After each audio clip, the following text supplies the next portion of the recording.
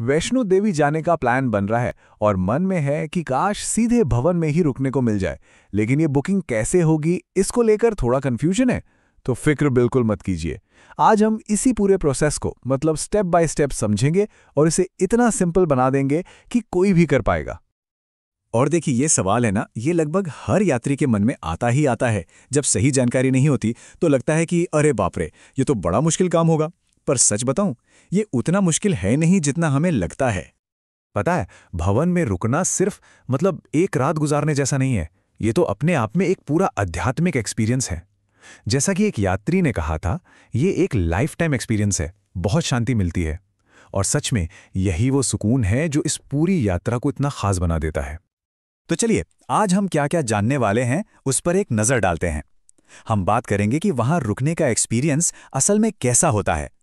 कमरे के अंदर झांक कर देखेंगे कि क्या क्या मिलता है। फिर वो सिंपल बुकिंग प्रोसेस समझेंगे जिसके बारे में सब जानना चाहते हैं।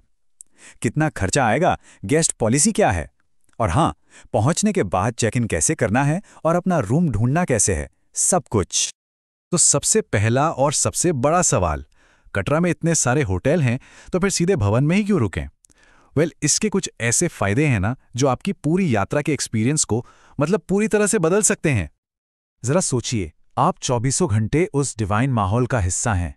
सुबह आंख खुलते ही सामने मुख्य मंदिर का वो अद्भुत नज़ारा और बार बार चढ़ाई करने की टेंशन भी नहीं। और ये सब कुछ इतने कम दाम में मिलता है जो इस एक्सपीरियंस को और भी खास बना देता है। तो चलिए, अब आपको अंदर लेकर चलते हैं। एक नज़र डालते हैं वैष्णवी भवन के कमरों पर, जो भवन में रुकने के लिए एक बहुत ही पॉपुलर ऑप्शन है। देखते हैं कि रूम के अंदर आखिर मिलता क्या क्या है। तो कमरे में आपकी ज़रूरत की लगभग हर चीज़ मौजूद है। एक आरामदायक डबल बेड है, सामान रखने के लिए एक बड़ी सी अलमारी, टीवी भी है, और सबसे बड़ी राहत की बात, एक पावरफुल रूम हीटर। पहाड़ों की ठंड में ना ये बहुत बड़ी चीज़ है। बाहर के होटल्स में इसके लिए अक्सर अलग से पैसे देने पड़ते हैं। और एक बात जो लगभग हर यात्री को बहुत अच्छी लगती है, वो है यहाँ की साफ सफाई।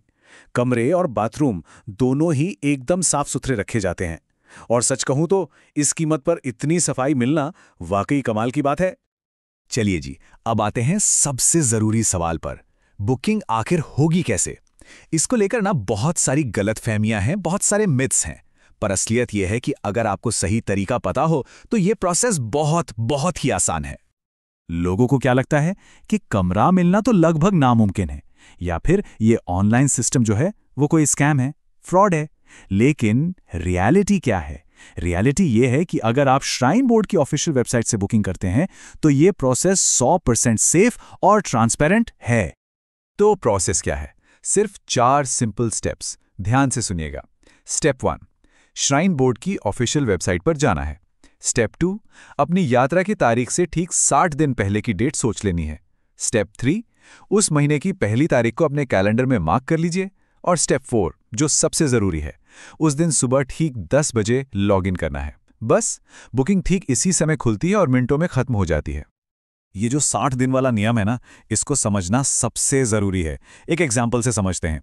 मान लीजिए आपको जून के महीने में जाना है, तो उसकी बुकिंग कब खुलेगी? ठीक 60 दिन पहले, यानी 1 अप्रैल को सुबह 10 बजे। बस ये टाइमिंग का जो गणित है ना, यही है सफल बुकिंग की चाबी। अच्छा, बुकिंग का प्रोसेस तो समझ आ गया। अब बात करते हैं पैसों की।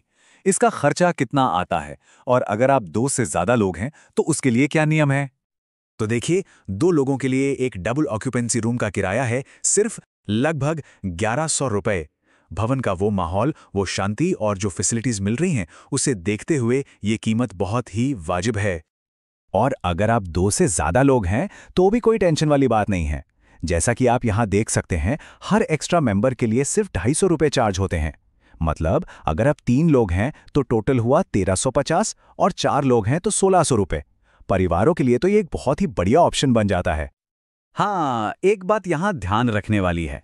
जो एक्स्ट्रा चार्ज है उसमें आपको अलग से बेड नहीं मिलता, बल्कि एक गद्दा और कंबल दिया जाता है। वैसे डबल बेड का साइज काफी बड़ा होता है, तो 3 लोग तो उस पर आराम से सो ही सकते हैं। ठीक है, तो बुकिंग हो गई। अब बात करते हैं कि जब आप भवन पहुंच जाएंगे तब क्या करना है। चेक इन का प्रोसेस और वैष्णवी भवन तक पहुंचने का रास्ता भी बहुत सिंपल है। चेक इन के लिए आपको बस 2 चीज़ें अपने साथ रखनी है। एक आपकी बुकिंग स्लिप का प्रिंटआउट और दूसरा आपका ओरिजिनल आईडी कार्ड। और हाँ, याद रखिएगा आईडी कार्ड वही होना चाहिए जो आपने बुकिंग के टाइम यूज़ किया था। और अच्छी बात यह है कि चेक इन काफ़ी फ्लेक्सिबल है। अगर पहुंचने में थोड़ी देर हो भी जाए तो कोई दिक्कत नहीं होती। अब वैष्णवी भवन को ढूंढना कैसे है, ये भी बहुत आसान है। जो मेन रास्ता है वहां आपको भैरव मंदिर जाने के लिए एक साइन बोर्ड दिखेगा। बस उसी साइन बोर्ड के ठीक बगल से ऊपर की तरफ सीढ़ियां जा रही होंगी। उन्हीं सीढ़ियों से ऊपर चढ़ जाइए और आप वैष्णवी भवन पहुंच जाएंगे। तो चलिए, अब तक हमने जो भी बातें की हैं उसे फटाफट से एक बार दोहरा लेते हैं, ताकि आपकी यात्रा की प्लानिंग एकदम सफल और शांतिपूर्ण हो। तो आपकी बुकिंग चेकलिस्ट क्या है? सबसे पहले बुकिंग करनी है ठीक 60 दिन पहले ऑफिशियल वेबसाइट से। दूसरा, महीने की पहली तारीख को सुबह 10 बजे बिल्कुल तैयार रहना है। तीसरा, अगर एक्स्ट्रा गेस्ट हैं तो उनके हिसाब से बजट बना लें, मतलब करीब 250 रुपये प्रति व्यक्ति। और चौथा, लोकेशन के लिए वो लैंडमार्क याद रखें, भैरव मंदिर के साइन बोर्ड के पास वाली सीढ़ियां।